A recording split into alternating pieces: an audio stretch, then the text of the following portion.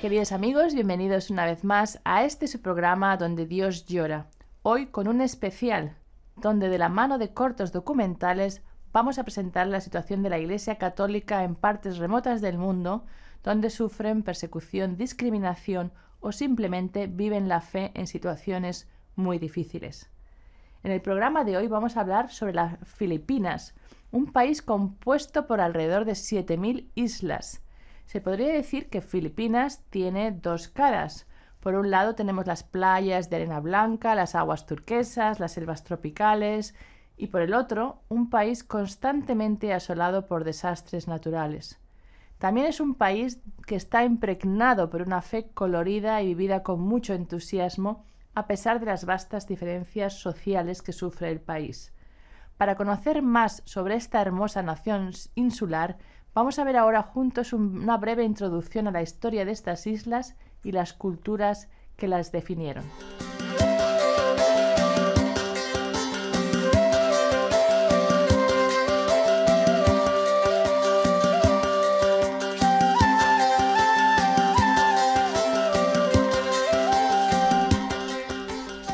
Filipinas es un extenso archipiélago de más de 7.000 islas tropicales que alberga una amplia variedad de vida silvestre, playas de ensueño y una lista casi interminable de paisajes únicos. A menudo azotada por los tifones y otros desastres naturales, el pueblo filipino cautiva al visitante con su inquebrantable optimismo y vibrante cultura cristiana.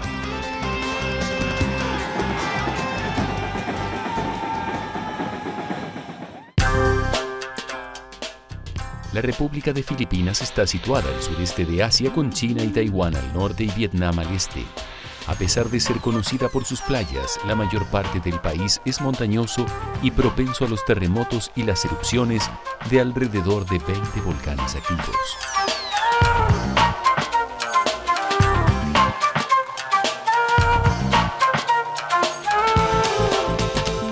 La población de aproximadamente 100 millones de personas crece rápidamente y habita principalmente en grandes ciudades como Manila y Davao. La economía filipina rankea como una de las mejores de la región. La producción de servicios y la fabricación de bienes de consumo ha desplazado gradualmente al una vez dominante sector agrícola.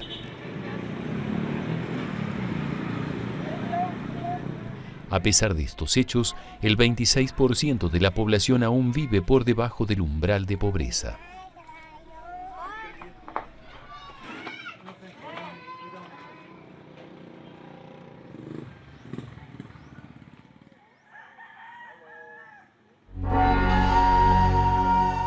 En las sociedades precoloniales de Filipinas, la actividad comercial y la relación con la India, China, Japón y otras naciones en desarrollo en el sudeste de Asia era sustancial. En el 1300 el Islam se establece en las islas de Mindanao y Sulu y finalmente se extiende al norte de Luzón. Las Filipinas fueron colonizadas por los españoles, siendo el rey Felipe II el que les da el nombre.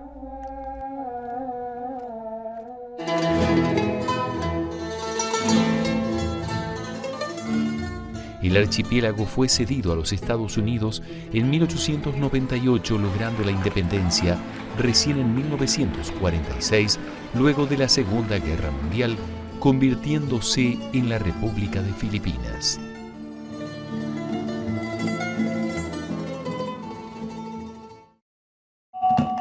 Los años posteriores a la guerra son conocidos desafortunadamente por el famoso régimen del presidente Ferdinand Marcos y su esposa Imelda. Los 21 años de mandato se caracterizaron por la represión política, la censura, la malversación de miles de millones de fondos públicos y las violaciones de los derechos humanos. Hoy en día, Filipinas es una república constitucional con un presidente como jefe de Estado. En el 2022, Ferdinand Bongbong Romualdez Marcos Jr. asumió la presidencia, trayendo el nombre de Marcos de vuelta al poder después de 36 años. Su elección ocurrió en un momento de corrupción rampante y descontento público, lo que le dio una victoria aplastante. El presidente anterior, Rodrigo Duterte, había sido duramente criticado por su guerra contra las drogas, que incluyó tortura, desapariciones, ejecuciones extrajudiciales e incluso la reinstauración de la pena de muerte. A lo largo de los diversos mandatos presidenciales, la Iglesia Católica ha sido siempre una brújula moral y una fuerza estabilizadora. El cristianismo llegó por primera vez a Filipinas hace 5 siglos con los misioneros españoles.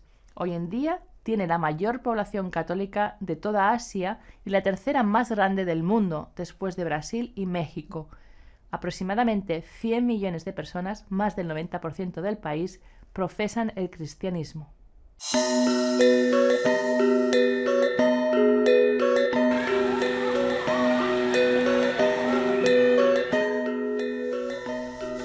La Iglesia Católica Romana de Filipinas tiene sus raíces en 1521, cuando el navegante y explorador portugués Fernando de Magallanes plantó una cruz en el centro de la isla de Cebú.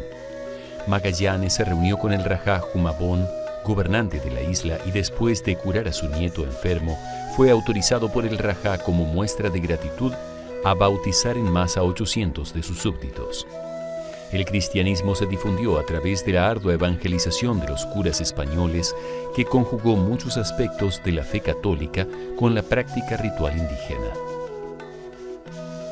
Hoy este legado colonial se mantiene vivo cada vez que los católicos filipinos recrean durante la Semana Santa la pasión de Cristo a través de dramas religiosos.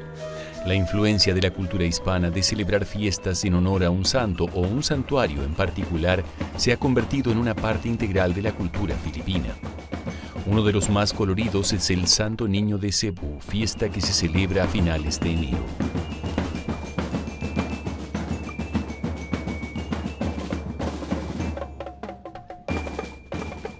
La mayoría de los filipinos son muy religiosos. Su creencia en Dios constituye el fundamento para muchos aspectos de su vida. Cada domingo las iglesias están repletas porque los fieles se reúnen a rezar. Santuarios como el del Nazareno Negro de 400 años de antigüedad, ubicado en la Basílica Menor de la Iglesia Quiapo de Manila, reúnen a miles de devotos cada día, dando gracias por todas las bendiciones que han recibido, mientras que la procesión anual atrae a millones de personas, lo que hizo que tuviese que declararse día festivo debido a la extrema congestión en las calles.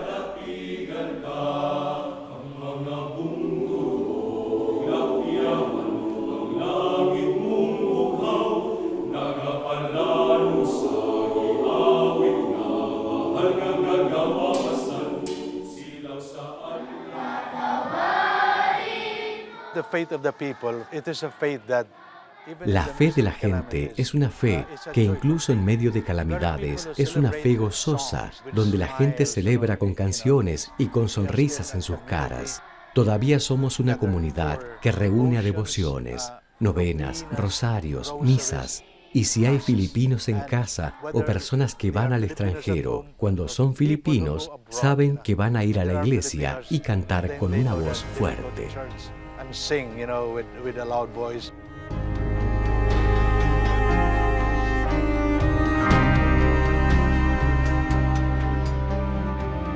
En 2021, los filipinos celebraron los 500 años de la llegada del cristianismo a las islas.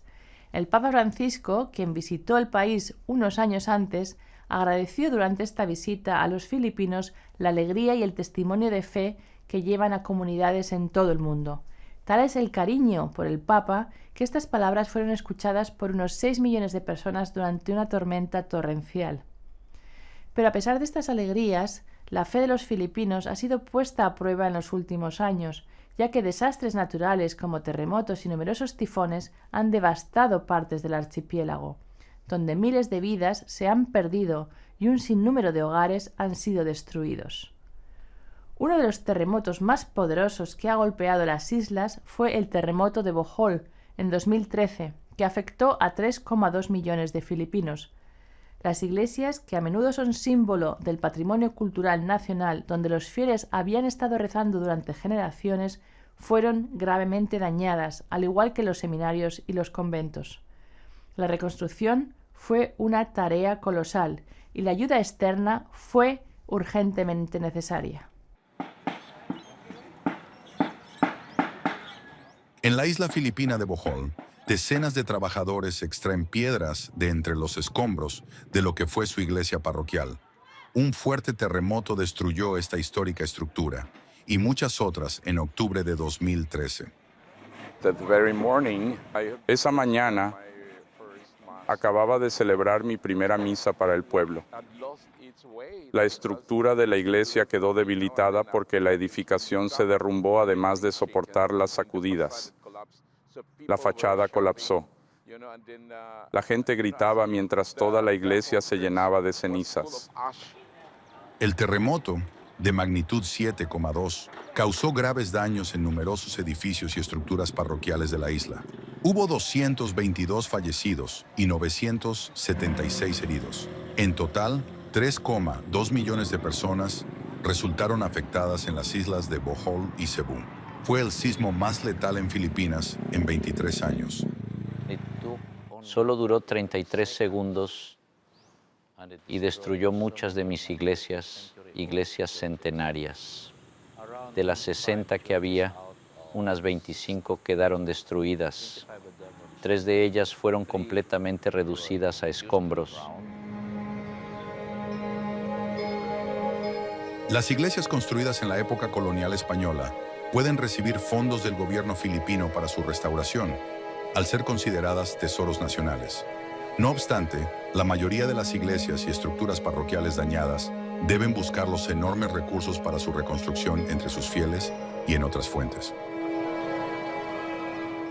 Existen muchas otras iglesias que no pertenecen al patrimonio cultural y no cuentan con ayuda externa, salvo la que ellas mismas puedan conseguir.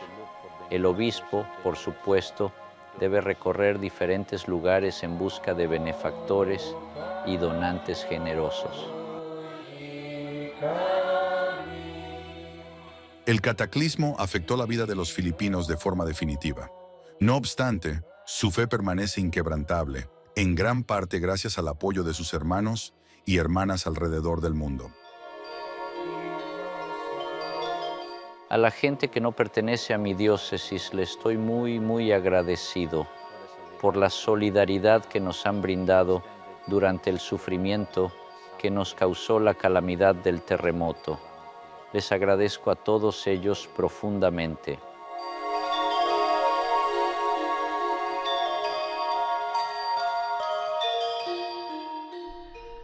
No bien había comenzado la reconstrucción tras el terremoto, cuando un mes después tan solo, Filipinas fue golpeada por otro desastre, el supertifón Haiyan. ¿Se acuerdan? Los tifones son comunes, pero el supertifón Haiyan azotó las islas con velocidades de vientos de más de 320 km por hora. Los vientos y la marea fueron devastadores. El tifón desplazó a casi 11 millones de personas y ciudades costeras enteras fueron arrasadas. Veamos lo que fue y lo que sigue siendo hoy uno de los tifones más fuertes que ha tocado la Tierra.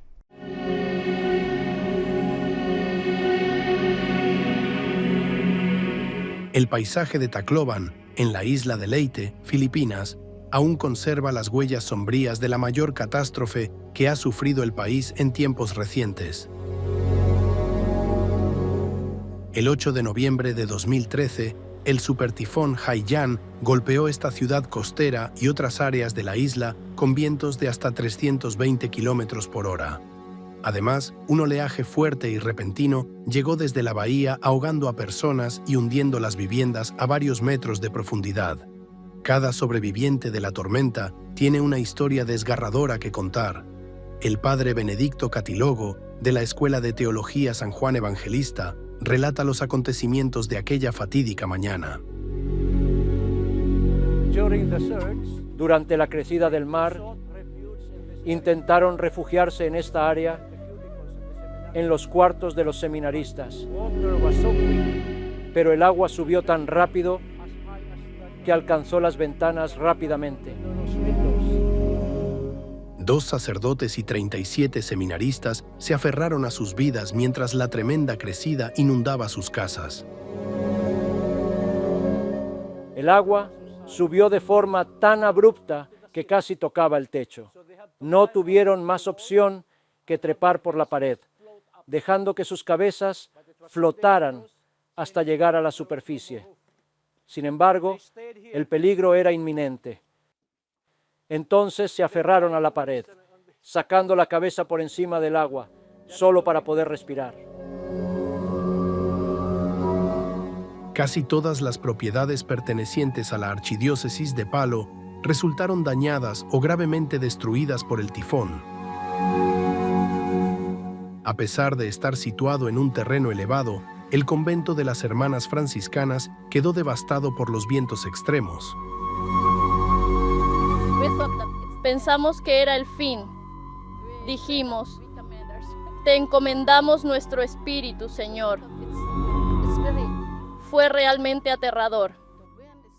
El viento era muy fuerte, casi negro.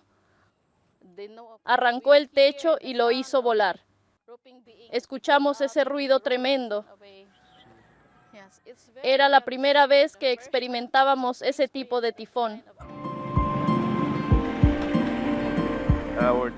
Nuestras iglesias son un símbolo de esperanza para la gente, porque tienen una fe fuerte en Dios y confían mucho en Él. Si somos capaces de reconstruir nuestras iglesias, les estaremos devolviendo la esperanza. Necesitan rezar y celebrar los sacramentos. Por eso es muy importante que reconstruyamos y reparemos nuestras iglesias dañadas. Sus casas quedaron destruidas, como así también sus arrozales. Todo. Estaban totalmente confundidos, sin saber qué hacer. Justo después del tifón, nos reuníamos aquí, durante la celebración dominical. Como párroco, pido a mis feligreses que nos dejen continuar, que recen y pongan su confianza en Dios.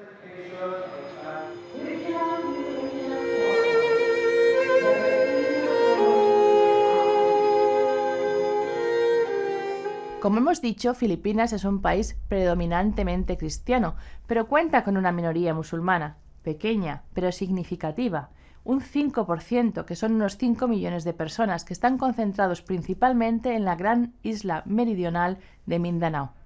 El violento conflicto entre el gobierno filipino y los rebeldes musulmanes se ha prolongado desde 1969 y se ha cobrado unas 120.000 vidas. A pesar de los esfuerzos de paz y de un acuerdo con el Frente Moro de Liberación Islámica de Mindanao, la violencia continúa. En el 2019, al menos 27 personas murieron y más de 80 resultaron heridas en un atentado con bomba durante una misa dominical en la Catedral de Jolo. Más tarde, en el 2023, se produjo una nueva explosión durante la liturgia dominical en el gimnasio de la Universidad Estatal de Mindanao en la ciudad de Marawi. Allí murieron 4 personas y 50 resultaron heridas. Las iniciativas que buscan el conocimiento mutuo y el diálogo, como la iniciativa de un italiano, el padre Sebastiano D'Ambra, son extremadamente importantes como medio de construcción de la paz. Veamos ahora juntos el trabajo que comenzó en 1977 y que continúa hasta hoy, a pesar de pérdidas personales tan grandes como el asesinato de un compañero sacerdote por un extremista musulmán o los intentos de asesinato a él mismo.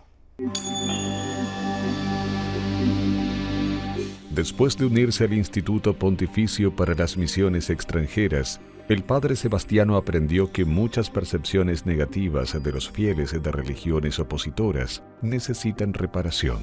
Fue asignado a la isla filipina de Mindanao, hogar de una gran población musulmana, llegando allí en febrero de 1977. En mi primera misión, que fue en Siocón, Zamboanga del Norte, en Mindanao, comencé a prestar atención ante todo a los subanons. Son indígenas. Todos los vecinos eran musulmanes y los niños estaban siempre merodeando llenos de curiosidad. Un día como cualquier otro, estaba en la sala para un momento de oración. Cuando salí, una niña dijo: «Padre, ¿qué ha hecho dentro?». Y le dije: «Estaba orando». Me miró y dijo: «Padre, los cristianos también oran». Me emocioné porque, pobre niña, ella pensaba que los cristianos eran lo que los militares decían. Los cristianos son esos que matan a los musulmanes.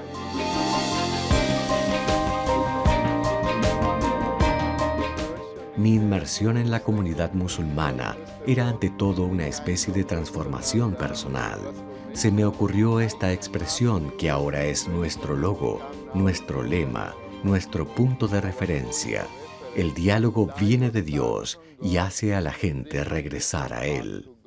Gracias al respeto del que se hizo acreedor a la comunidad musulmana, los rebeldes del MNLF le pidieron al padre Sebastiano que negocie la entrega de ellos a cambio de que el gobierno conceda la amnistía a los rebeldes. Esa fue una época de fuertes operaciones militares en diferentes partes de Mindanao, lo que ocasionó importantes bajas de los civiles y los grupos armados. Durante más de un año, a partir de agosto de 1979, el padre Sebastiano se reunió con rebeldes y grupos militares. Me dije, tengo que hacer esto. Tengo que ayudar a la gente de aquí, los musulmanes y los cristianos, para construir confianza y paz. Fue una época de crisis.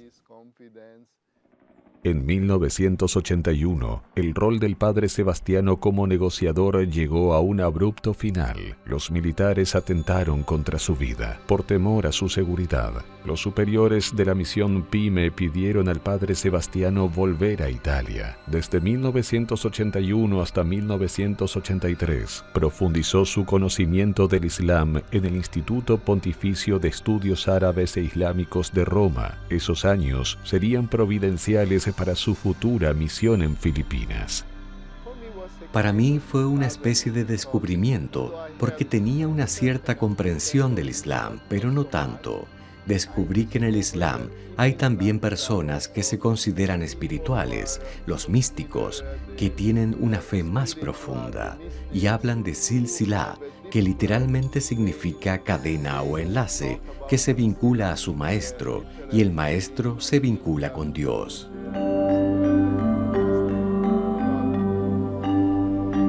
Dije, si cada uno de nosotros es un vínculo, pertenecemos a la misma familia. En este concepto de silsilá, el padre Sebastiano encontró el fundamento espiritual para el diálogo interreligioso. A su regreso a Zamboanga en 1983, reunió amigos musulmanes y cristianos en el espíritu de una sola familia. Él quería que personas de diferentes religiones se unieran y que juntos experimentaran el amor de Dios para toda la humanidad. En esa reunión me sorprendió ver que había musulmanes y cristianos juntos.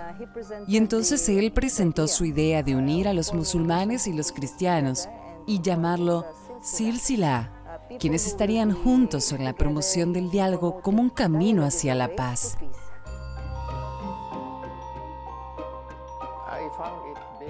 Encontré muy convincente que estemos juntos al padre Dambra,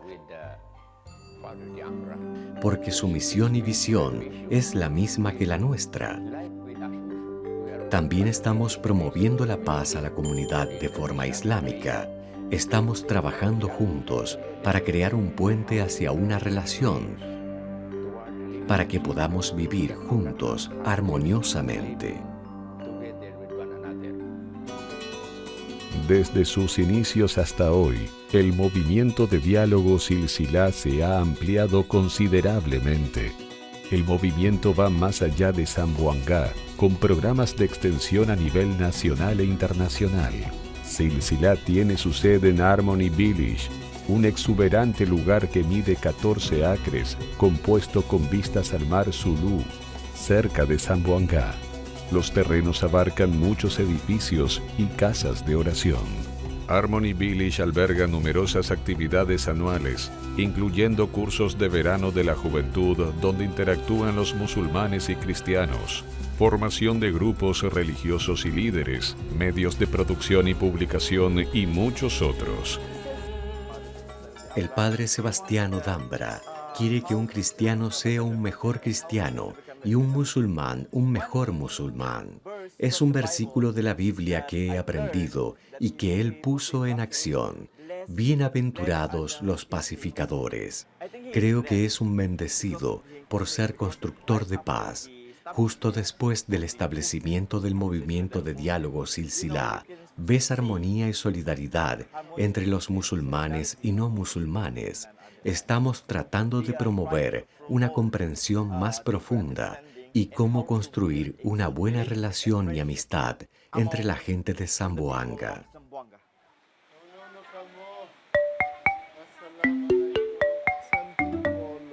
Algunas personas probablemente seguirán diciendo, ¿por qué está gastando tanto tiempo y energía con los musulmanes? Creo que la gente empieza a reflexionar. La construcción de estos puentes tiene valor. Creo que en esta etapa de la historia, donde hay más radicalismo, tenemos que seguir adelante, no importa cómo. Y creo que cristianos y musulmanes que han estado sirviendo a Silsilá estos 30 años pueden decir vale la pena para estar juntos, para construir juntos una casa común a pesar de la radicalidad que sigue siendo clara incluso aquí, no solo en otros países.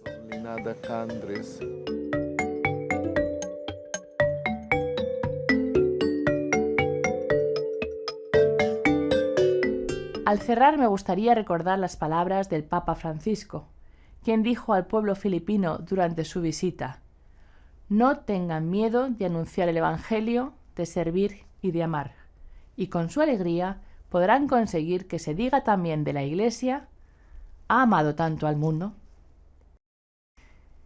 Gracias por haber estado aquí hoy con nosotros una vez más y de haber seguido su programa Donde Dios llora. Si desean saber más sobre los cristianos, sobre los católicos en Filipinas, no duden en contactarnos. Muchas gracias, que Dios les bendiga y hasta la próxima semana.